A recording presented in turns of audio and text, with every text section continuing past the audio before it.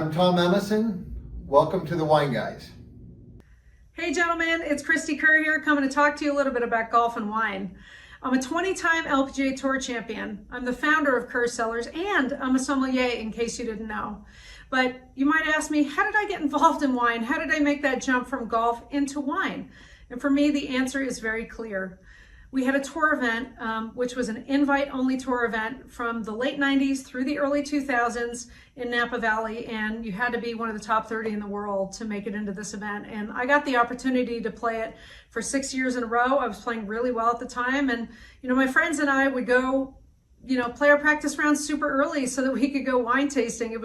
This event was always held right before harvest. The valley was alive, it was electric. Needless to say, I got bit by the wine bug. I've always been bit by the golf bug, but I got bit by the wine bug and just fell in love with it. And from that time, even through current day, I'm still playing on tour, and everywhere that there is a wine component to be had, if I can go and I can go learn about, different countries' wines, cuisine, food, I do it. Whether it's been, in the past, it's been Switzerland, Spain, France, Italy, a lot of places in the United States, South America, Australia, all over the world, I've had the opportunity to go learn and study about wine. So naturally, though, my palate has been born in the Napa Valley. And through the relationships we made over a long period of time, I got the opportunity to partner with one of the top 100 wine estates in the world by Robert Parker, Pride Mountain Vineyards, to be able to create our first brand, Curvature, which supported breast cancer research. And we gained a lot of, and that was in 2009 that was launched.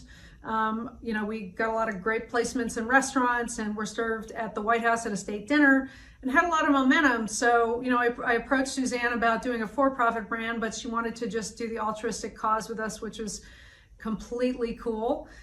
So we decided to find another winemaker and start another brand. So Kerr, our signature line, was born in 2013. We met Helen Keplinger, who was on the cover of Wine Spectator, Food and Wine Magazine Winemaker of the Year. And we met her in 2012, and we decided to partner up. And one of the wines that was first released, our first vintage, was 2013 under Kerr, was our 2013 Kerr Reserve from Napa Valley. That received a 98-point score from Robert Parker, and that put us on the map. And so if you want to know who Kerr Cellars is as a winery, we are a luxury boutique winery based in the Napa Valley. We are a custom crush winery, meaning we're negociants. We have contracts with growers. We ship in all the grapes. We make our wine at a Cuvasson, which is in Carneros on Duhigg Road.